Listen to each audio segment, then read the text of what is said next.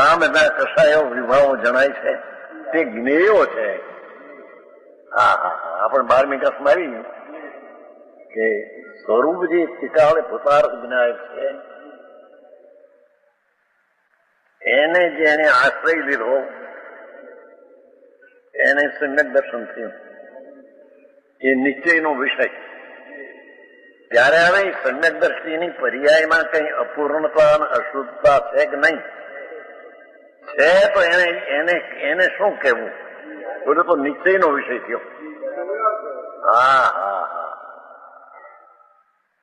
એને વર્તમાન નહીંનો જાણનાર વ્યવહાર એને જાણેલો પ્રયોજન વાળા ગજબવાદ દિગંબર સંતોની વાતો અમૃતના સાગર ઉછાળ્યા છે.